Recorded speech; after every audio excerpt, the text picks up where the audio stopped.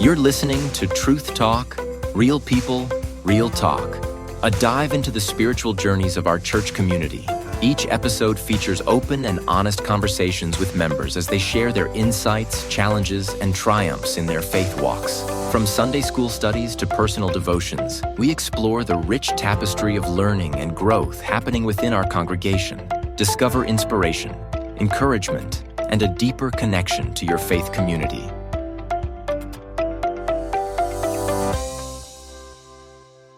Welcome back to Truth Talk, Real People, Real Talk. We are in episode 5 already this year, so we're going right along. This week, we are doing our adults podcast, and it's kind of turned into like, quote-unquote, momcast this week because it's just us ladies, with the exception of Dale, our producer and everything elser, for our podcast.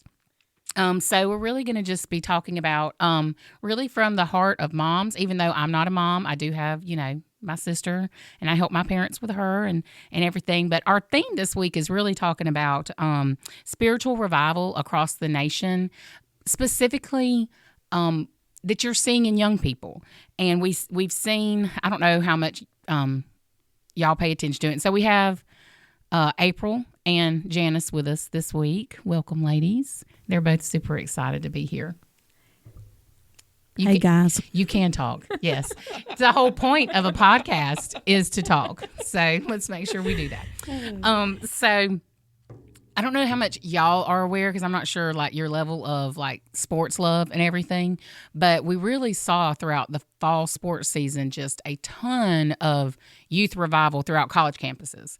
So that really was kind of like when I was planning, like, what do we want to talk about this time? This is something the Lord really laid on my heart, is how much we see that, and that affects our youth that we have, both in our church and in our community and everything. So we can really just see, I've just been so excited to see this culture of drawing close to Christ, especially in this young adult sphere, because it gives me such inspiration for that next step down, which is, our kids that are in high school and everything, and those maybe just right out of college and just stepping the toe into college. And it really gives me just a lot of hope for the culture that they're going to grow up and become young adults in, because they face so much.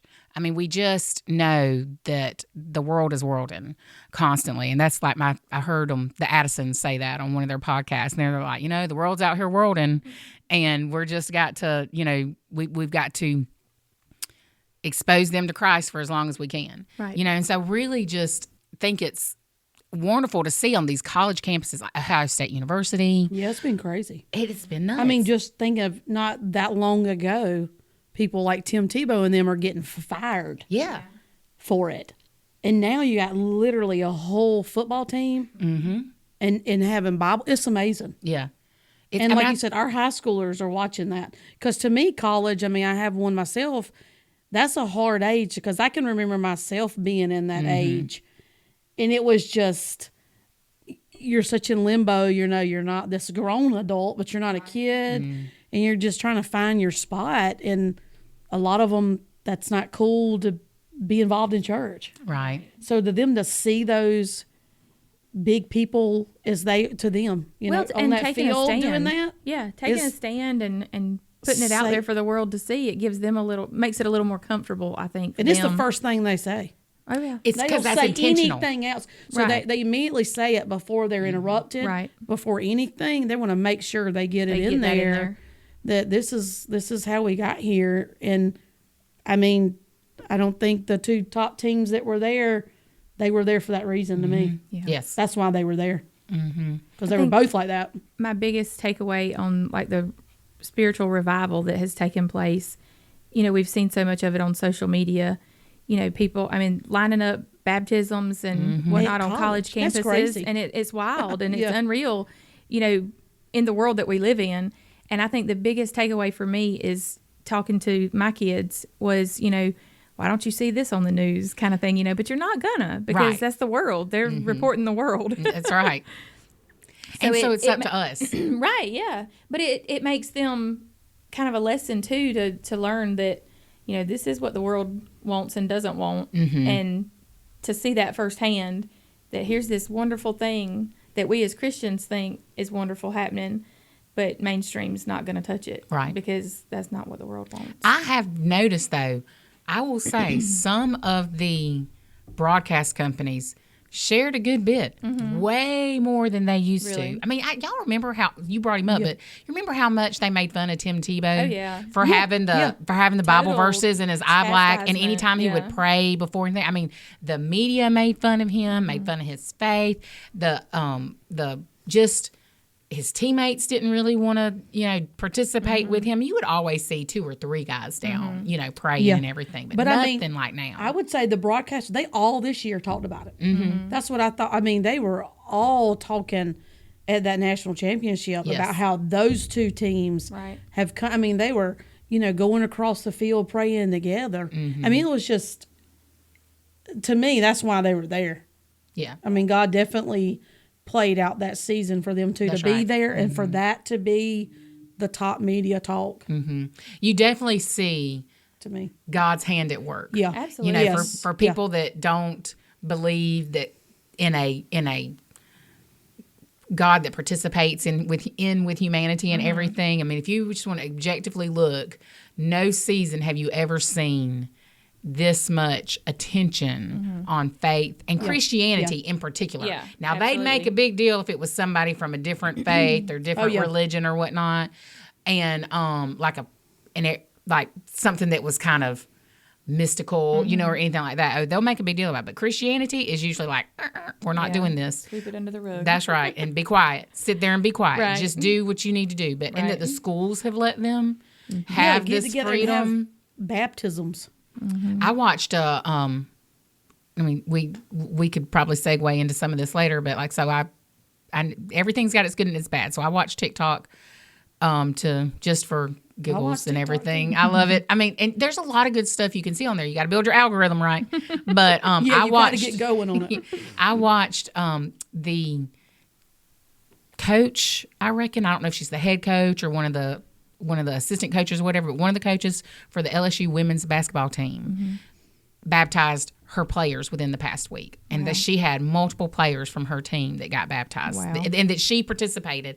She had her pastor come and she participated with that baptism. She had her pastor do it, but then she was right there with them, doing the full baptism for the players that had come to know Christ. And those players, you could see them getting up out of the water. They're just excited and everything. And I thought, man, look at it. It is this little spark that I believe started last year at the Asbury Revival. Me too. Yeah. Has really just spread. It just kind of opened the door for people. But to I've be just like, been this shocked, is okay. like you said, that the schools are allowing. I mean, obviously they can't stop anything in private, but they're allowing the school to the name. I mean, they're just they're allowing it. I mean. I think this is really a pushback. I mean, I think they've seen the tide has really shifted culturally, and don't infringe on my rights either. Right. And that's what has happened to us in culture. You've seen this push, push, push. And this is the problem with being the silent majority. And that's what Christians are. Like, there are more people that call themselves Christians in the United States than anything else. But we're the silent majority. And you push and you push and you push until you reach your stopping point and you say, you're not going to push me anymore. And I think that is where we are. I will say it has taken the youth of America, these young people, to stand up and say, you know what? We have our rights too. And they're doing something that their parents didn't do, right? Which is speak up, speak out, and be loud about it. And and we were just kind of, and I say we because it's my generation. I don't think anybody in this room has ever not been vocal about it. But however, our generation has been very quiet about living your faith out loud and how you do that and what that looks like. And this generation is like, no, this is who I am. This is my identity. Well, and I'm coming from a different side of that. I haven't always been vocal. I mean, the time that I grew up in, it wasn't always acceptable. I mean, it wasn't something that people talked about. It wasn't something that, happened. Nobody came to school talking about they went to church Sunday. even though most people did, Right. it just wasn't what was discussed. It wasn't something that I will never forget. I got baptized my senior year of high school. Oh, really? And I remember 2 or 3 of the girls in my class came up to me. We were practicing for a one-act play, and they came up to me backstage. One of them had found out that I got baptized, and they were like, Janice, why didn't you let us know? We would have been there. We would have come to church and, supported you, whatever. And it was like, I didn't think anybody would care. I mean, I think it's because it got something so crazy. Yeah, With it did. I'm talking about now. Yeah. Like, our kids have been through a couple of years of people thinking they're animals. Right. Right. Transgender. And I think they're coming home. Right. And they're talking to us about, this is crazy stuff. It's Mama out of and Daddy, control. what do I do? And we're voicing to them, and it's turning around, and they're needing to push. Because if they don't push, I mean, Right. you hear a little bit of it settling down, especially the animal thing. Oh my goodness. Yeah. But I mean, it's gotten crazy too. I think they know it's crazy. Like, it's so crazy. Right. They're coming home. Well, I was listening to a podcast this week, and it was about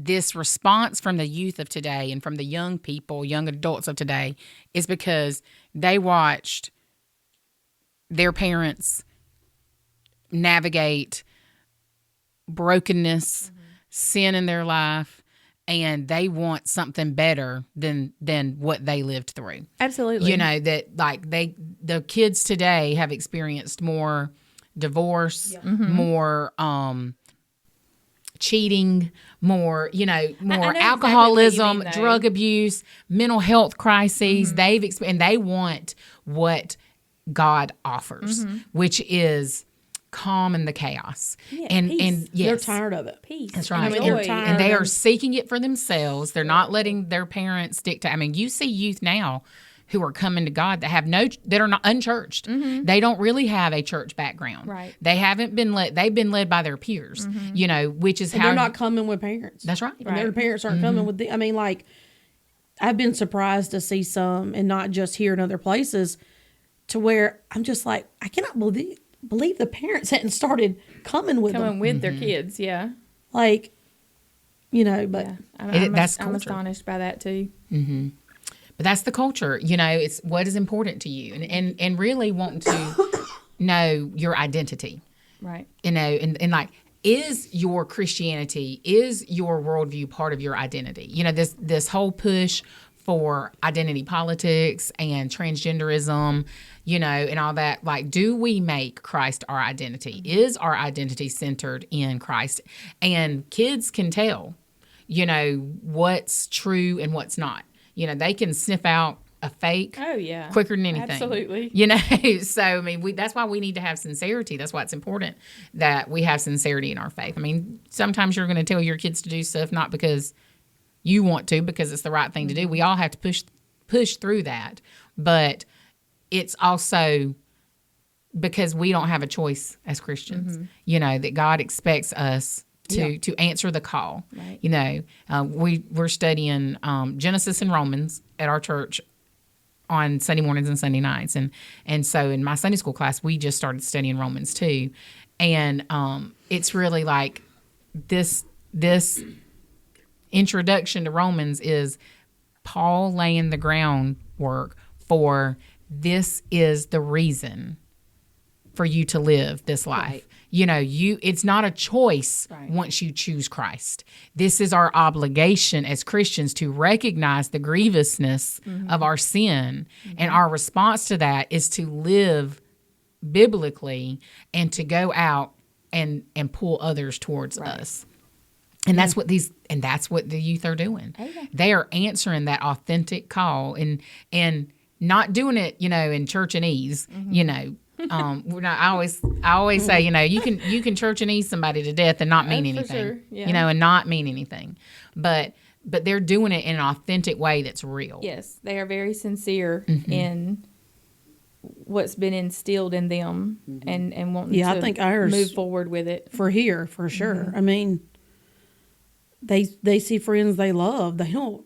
I mean, like, we teach them, you don't want somebody you love to go without, having Jesus, and we don't want them to go to hell. So I mean, you know what I mean. You love them, so we want them. They're making sure they're telling them. Yeah.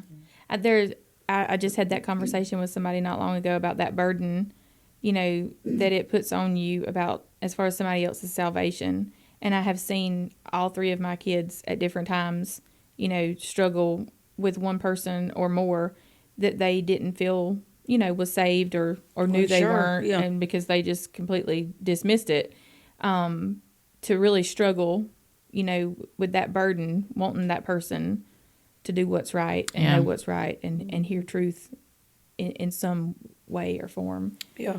I know Garrett spoke on, the podcast, that first episode about the football team and, being around so many boys that don't have any kind of figure at home that, that will even share anything, will even talk to them about anything like that. And that's been a big burden on him he's kind of found his platform, I guess, that he really wants to do more. And he has mentioned junior and senior year, being an upperclassman, he feels like he might have more of a role as, as a leader kind of thing. But having that urge and that desire to witness, to spread the gospel, something that really wasn't a big deal for me as a teenager. No. I knew what I believed, and I knew. Yeah, I wasn't trying to go around telling everybody. Either. Yeah. Well, to be honest with you, I'm sure there was a lot of people around me that weren't, but that wasn't something you really discuss. And I was mostly around your friends. My friends. We had church together, and it wasn't like. Right. I wasn't in a position like him. He's seeing it. I think that's one thing the local church has to work on is the intentionality with which we reach out to the unchurched. There's so many in our community that the parents choose not to be involved in church, but those kids may want it. They may want the church. They may want, the community of believers. Right. And I know a lot of times that people roll their eyes when you say, well, church, and everything. Church is not a building. It is a body of believers, and you need that community of people. We talked about in our Sunday school class this morning, do we know enough of the Bible? Have we hidden enough in our hearts that if it were to be banned tomorrow, we can continue to lead others to Christ, and I think that's what our responsibility is right now while we see this movement, and is to make sure our kids have enough sound biblical doctrine that were we to lose the Bible, they can still disciple their friends. They can still lead others. And can we too? It's not, it's not just up to the youth to lead people. But are we where we can do that? And I know a good bit, but I don't know that I have enough. I definitely probably don't. Myself. And that's something we need to recognize. Hard truth. That's right. Yeah, it's a hard truth. And so it's going to take intentionality for us to be able to move past kind of the status quo. The status quo there's nothing implicitly wrong with the status quo, but I think that's what we're going to see in Romans, is that the status quo doesn't do anything for you. It doesn't grow you. David Jeremiah says that you have to flex your biblical muscle. It's just like working out your body.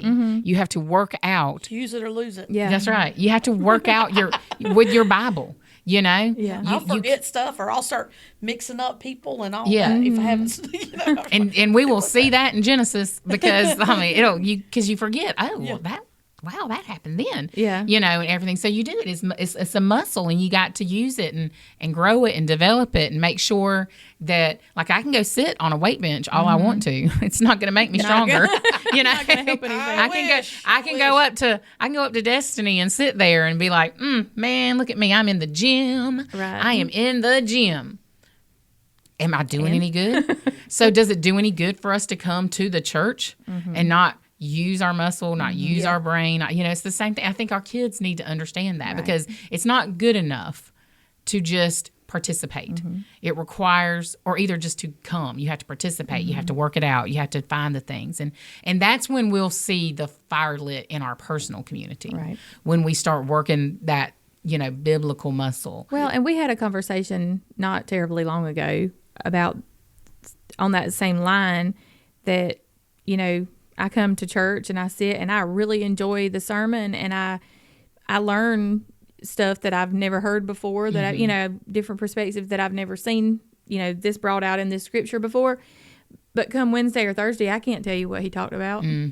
I mean, seriously, I can't. That's right. That's what I'm talking about. My mind. I can't. Older, right. you forget I can't and mix it up. So I have made a point recently. I know Mandy and I had a conversation about spending our time more wisely and things that will grow us spiritually. Yeah. And I'm the number one guilty person of sitting down in the evenings, and I feel like I'm doing the right thing because I'm sitting in the living room with my family, but I'm not in tune to them because I'm watching Netflix on my phone or something. Yes. That has become a huge habit for me. Yeah. And so in the last 3 or 4 weeks, I have tried to not do that. If I am going to be listening to something, I'm trying to listen to a podcast. I'm trying to, do some kind of study. I'm trying to do something to put good in. Yeah. So I made a point to sit and do something. If I'm going to sit and spend my time like that, I'm going to do it with something that's going to grow me. Right. Not something that's just garbage, right. Which is 90% of what's out there. Yeah. But I seriously have become so diligent in the last couple of weeks about sitting down, finding time throughout the day to sit down, go back over my sermon notes that I take when he preaches, and just kind of like, even if I don't do anything but sit down and read the scriptures that we went over that Sunday. Every day this week I've gone over. And sitting in church last Sunday, I was like, okay, we're at Genesis. This is the beginning. This is what a better place to start. Yeah. kind of thing, So I've just reread every day this week, trying to, and I can actually tell you what he talked about last Sunday. I mean, right. It's because I've been putting it in We're there. older. We have to redo. We do. And we're so busy. Our lives are so busy that and technology assaults us. I was listening to another podcast that say we filter through more knowledge in a day than back like in the 1800s. Right. They would not have processed this much knowledge in a year. Yeah. Oh, well, even I think our parents' generation. Yeah. I mean, there was nothing available. But they had like TV. What we had. Well, TV was relatively... But nothing like these phones. I mean, you have so much at your fingertips, and it's so easy to just let that control you. Yet we're so dumb. We have so much technology. Well, it doesn't stay with us. I think that's just why real we're quick dumb, because we don't have to remember everything. We can just look it up. That's right. Amen. Like phone numbers. Yeah. Phone numbers. When I was growing up, I could give you every single friend's phone number. I can still tell you all those phone numbers from back then, but I don't know yours. That's right. I don't even know my kids' phone number. I don't know my kids' number either. That's terrible. So I'm in trouble when my phone dies and I'm stuck. Right. That's terrible. Can't even call for help. Yeah. 911. That's the only number I remember. Do you know my son's phone number? I can't. I don't have my phone, and that's what our poor kids. They're just inundated with information, right. But and it's everything. quick information. Is see it and gone, see it and gone, see it and gone, real quick. Change like TikTok and everything. It's just quick moves, move on, move on, move on. But like you said about being so busy, too, I don't want to become, where I put church last, or if I put God last, basically. I mean. I want it goes back to being intentional. You have to make up your mind that you're going to do this, and you're not going to be distracted by everything else. You're not going to let everything else rule. I had a friend say to me a couple of months back, well, we didn't make it to church. We were just so tired, and it was the only night we didn't have anything to do. And that broke my heart. And it's like, how many times have I ever thought that? How many times have I ever... Well, my kids were little. It was hard because I'm taking them here and there. Right. But now that they're all older... But even still, like if you've got practice, your kids have practice 4 nights a week. Yeah. Wednesday night's the only night. I mean, you took them to practice, so take them to church. And I'm guilty of that too. I know I am. We've all been guilty. Right. But that was like a kind of an eye-opening thing for me to hear it said from somebody else. It's like, but you did have something to do that night. You had to go to church. And it also should have been on your schedule. Right. Yeah. And you're giving your value system to your kids. Absolutely. Like if they see all these other things are important, but we can let church slide. Is it really important? We can put all the make this other things a priority. That's but how not it was that. when we played travel ball.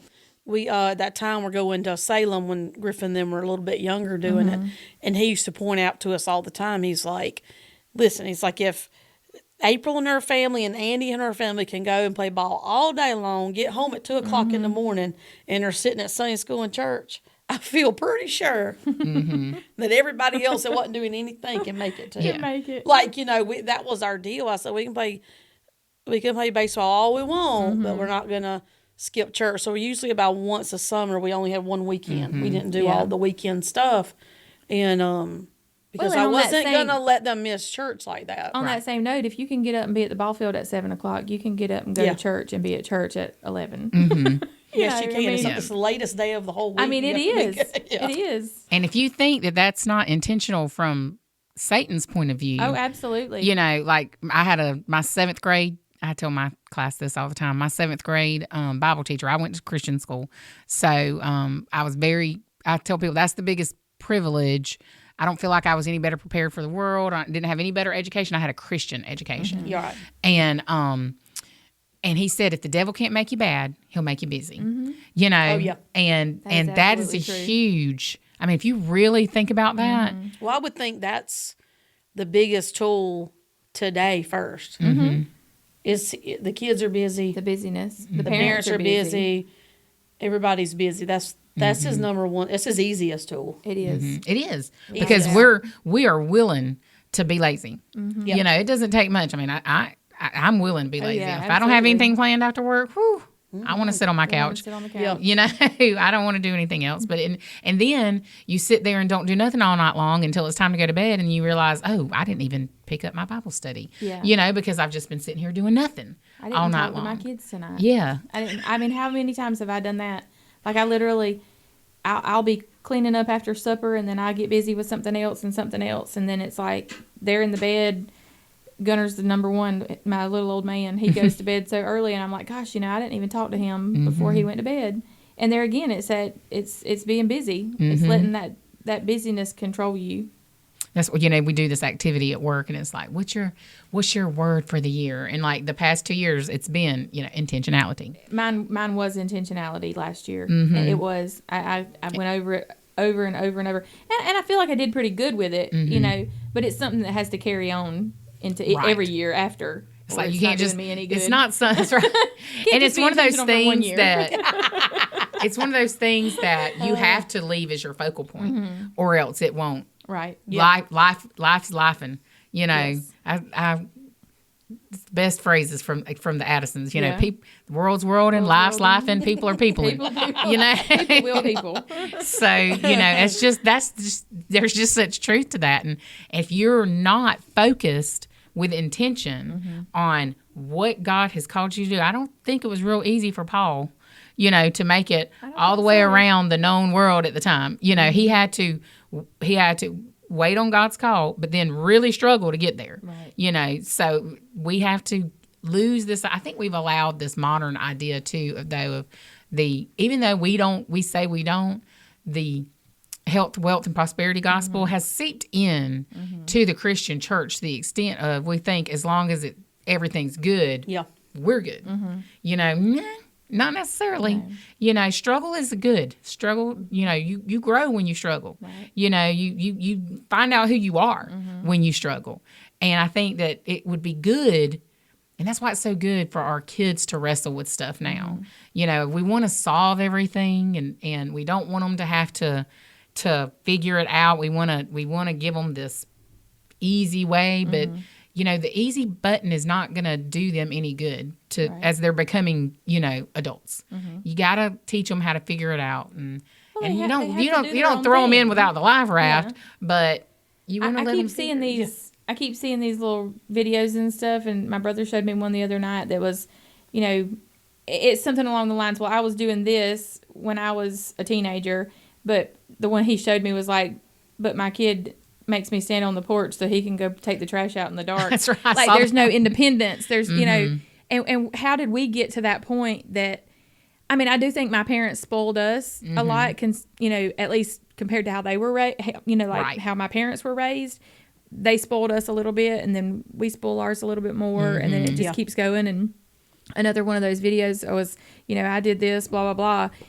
but my kid is 14 and won't order his own food in a restaurant, kind of thing. But it's so true. I mean, I'm bad about it. They're rotten. I do not they're want rotten. my kids to grow up and leave or do any of that. But the whole part of it very is guilty. that kids these days, kids haven't changed. Parents changed. Mm-hmm. Parents started allowing stuff. Parents started doing stuff for them. And we allowed not culture holding them to scare accountable. us. Right. We allowed culture to scare us and to keep Absolutely. our kids from growing up. Right.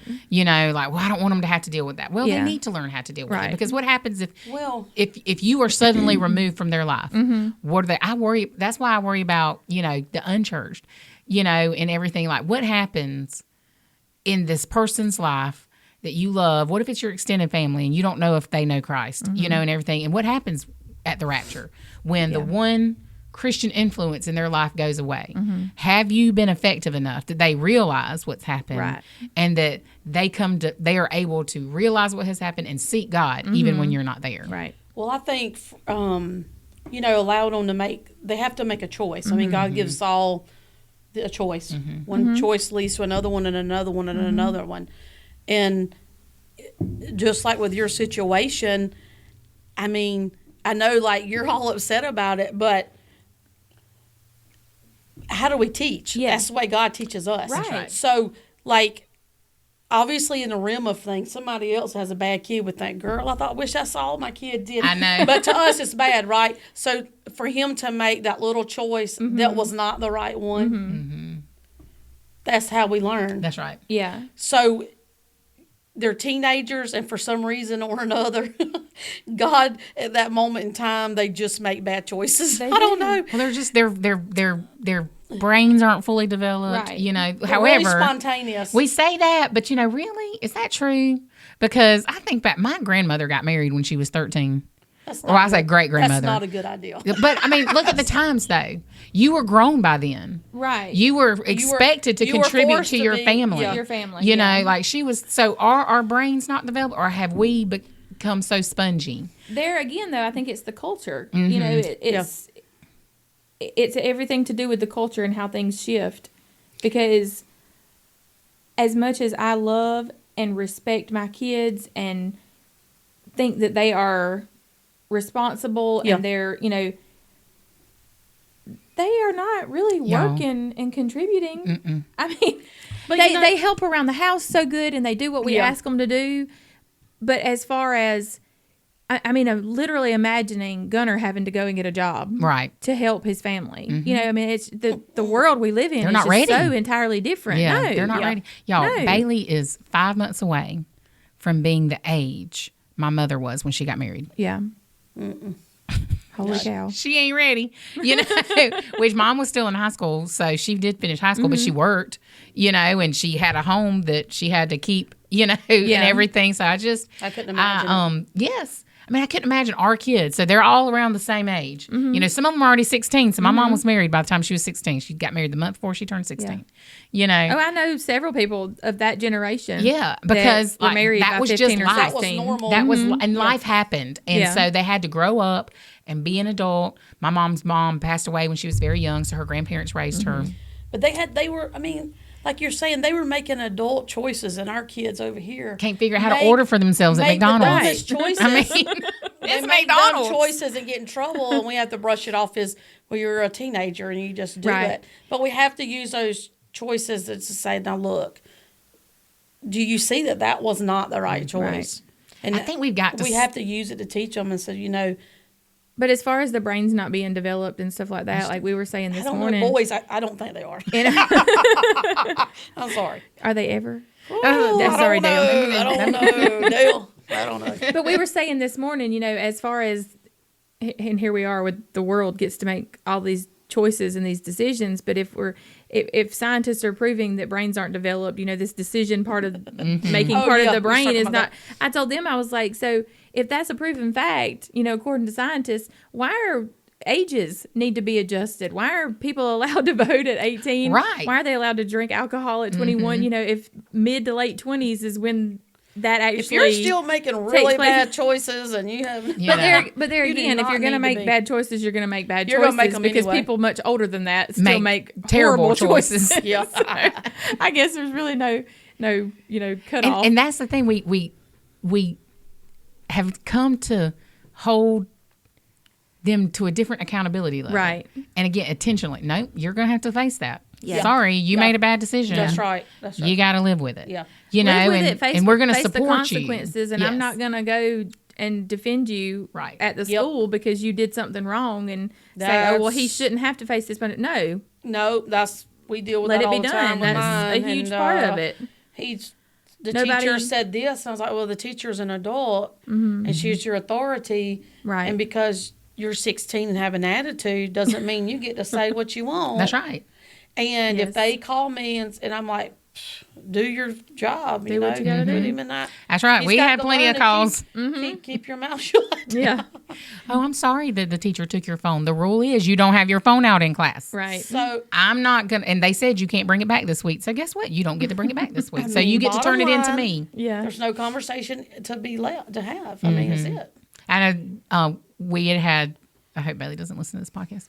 We had a phone call from the school this year, and they were like, well, we're going to have to so-and-so. And they're like, and Mom and Daddy were like, okay. And they're like, well, we just wanted to let you know. And we were like, look, you got to do what you got to do. Y'all got rules, and we're not here to influence your decision. Right. You've got to make the decision for what happened while she was at school. Yep. Well, and And it's they were right. like, That oh, is- but see, that's the problem. No, they're not So used to it. That's right. Oh, when they call me, I'm like, hey, Do I it. just said whatever we got to do. Right. And I think they're shocked because most people are chewing them out, Mm-hmm.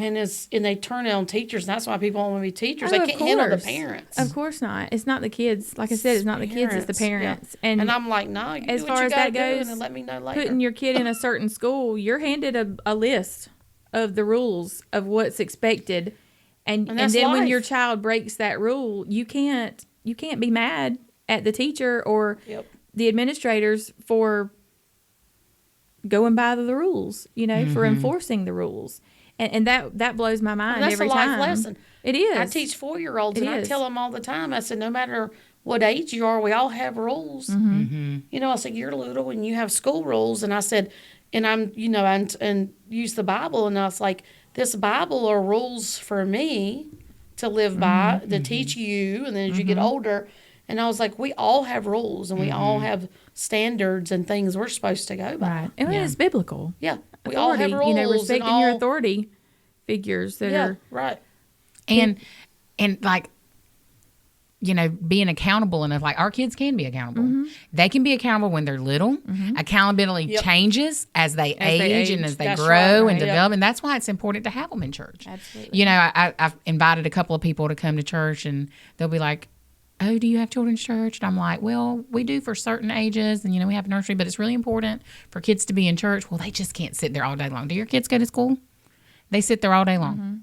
They can sit through an hour sermon hour. that's heavy. Half It's the a- time our is kids- singing and everything else. And act like you know it's what? quiet. Our kids need to hear heavy stuff. They do. They need to hear scripture not watered down. They don't need, Right. and to me in church, we don't need the picture Bible version. That's something they can look at home because that's what creates this disillusion with scripture. Like if you never, Daddy has said this before, if you never move past the picture of the ark that's in the nursery, you are a child still. Yeah. Now, if that's your vision of what it looked like, you have not grown up, and so our kids need to hear that as they're young. It's okay to have this cute picture while you're growing up, but you need to realize that was life and death, Right. and that there were probably people banging it never really rained before, and I so even teach that to my 4. Yeah. I tell them, I was like, it was so, people thought he was so crazy because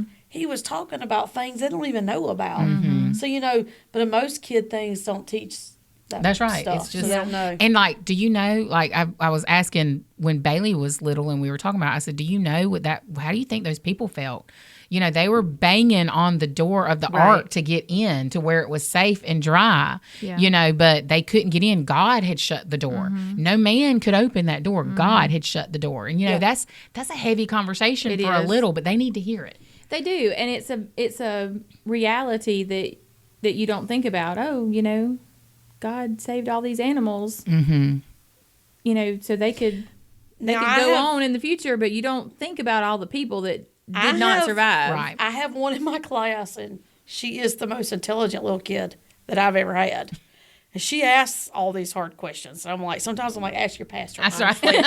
That's always a good answer. She thinks outside the box thinking. Mm-hmm. And I'll tell them, and I'm like, telling them the whole story.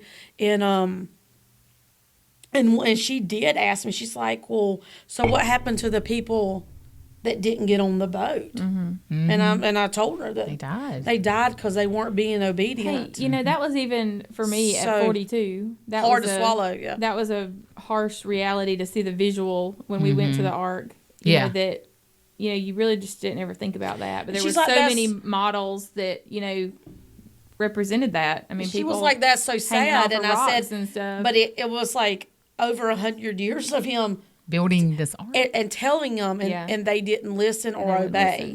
And I said, we have to obey. And those are the consequences of not obeying. Living like they wanted to live rather than. And that's what I told them. I said, they didn't want to live. live like God wanted them to, and they're disobeying. And how guilty are we of that on a daily basis? And that's what has to we have to reconcile with the unchurched and those who are skeptic. The pushback you get is, how could a loving God allow this to happen? And what you have to be comfortable with and know your Bible, know the doctrine enough to say, it's not that he's not a loving God, it's that he's a righteous God. And God's righteousness said, this is how we fix this. And you chose to not fix it appropriately. Right. And so I don't know if I would have gave that long of a time. I know. I think I would have been real aggravated. Going, you got to hurry up and build this ark. Wrap it up, Noah. We are flooding the earth. I'm tired of these people. They're not listening. I'm tired of it. I know. And so that's just where we have to be able to take those circumstances. Because I listen to a lot of podcasts around skepticism, and they have different people on, and that's the one complaint that you have to fight. It's like, how could a God that loves us allow childhood cancer? Right. How could he, but that's not God allowing it. That's man's sin. I was listening to Daddy this morning talking through Genesis, and he was saying that God, and it really just hit me. God said, and God said. And God said, if you just read through those first couple of chapters and you get to chapter 3, and the devil's question is, did God really say? That's the great lie. Did God really say that? I think that's putting that doubt in. And that's exactly what Satan does, is just put doubt. Yep. Why can't you do this? Why can't you? And why don't we do this? And and we have to be firm enough to say, God says. Yeah. God says. And what we at the church, what are we going to do? Because God says. And how do we live that out in a way that's authentic and real, that our local kids can then make it real to them? Oh, yeah. I think is the challenge. It is.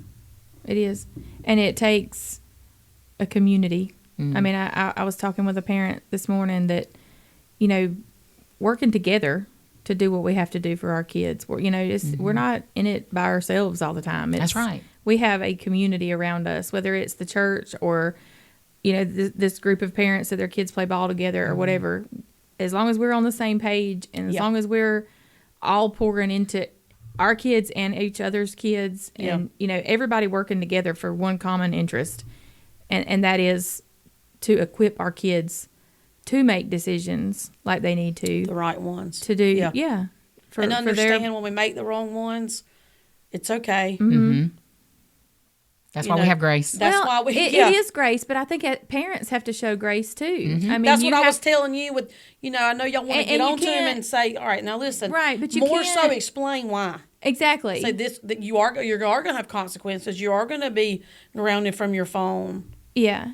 But being transparent too. We're not perfect. Right. No. We've made mistakes. That's what I'm saying. Yeah. And even though my kids might see my mistakes that I make now daily, sharing stuff that I've learned over the years too. Things that I made when things I did when I was your age that I regret. We try to share when appropriate. Right. But be authentic. Right. But we not covering up, because oh my gosh, I don't want my kids to know this or whatever, but but just being transparent and look, if you can learn from my mistakes, learn from mine. But not only that, but we do these things and we try to teach you and we try to tell you so you're free to live without that kind of guilt. That's right. Yeah. Focus early on pleasing God instead of people, and then not having to live with the regret that you things that you may have done or said earlier in life, or later in life too. I mean, it all goes together. Yeah. But it's just a matter of, we want to protect them from stuff, but we know we can't always protect them. But there has to be some kind of way to get through to them, to make them understand. We're not just being mean, right. We're not just. That's what I'm saying. Use that as a time to say, or explain to them the damage that can be done, right? And like you're saying, it's. I mean, he didn't do something that was just crazy horrible, but maybe point out to say, you've got people that watch you. Like we always say, you might be the only Jesus. You got people that are looking at you. Yeah. And what are they going to think when you said that word, or you did that, or you laughed at them? Yeah.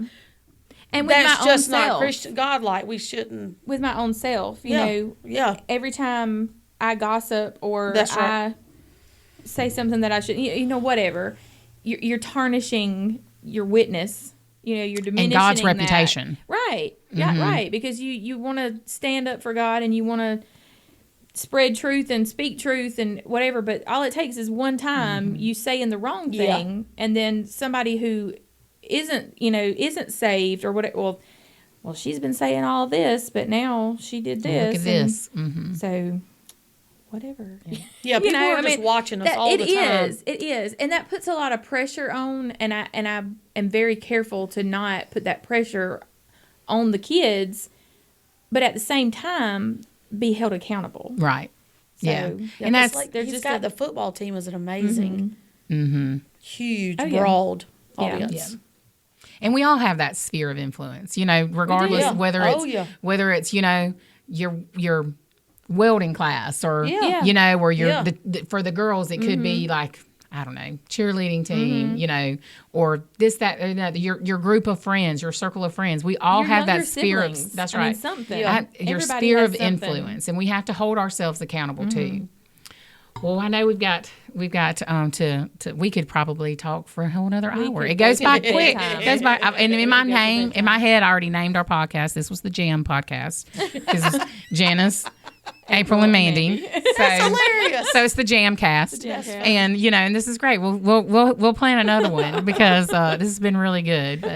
But I think as rounding up our thoughts and everything is just there's a great deal of inspiration for us moving forward with our youth and where they are. And yes, we have concerns like and what are they going to face and everything. But I think we have a lot to look forward to as this generation grows. I absolutely. And God loves on them, and we as the church love on them, and hold them close so that they can go out and do great things in the Lord's name and bring glory in them. So thank you for joining us for this episode of Truth Talk, Real People, Real Talk. Thank you for having two crazy mamas. Hey, it's been fun. I know, this was fun. I hope Dale didn't ever cut my microphone off. So we've been good. We look forward to seeing you out in the real world. Have a great one. This has been Truth Talk, Real People, Real Talk, brought to you by Antioch Missionary Baptist Church in Sylvester, Georgia. We hope you join us for our next episode.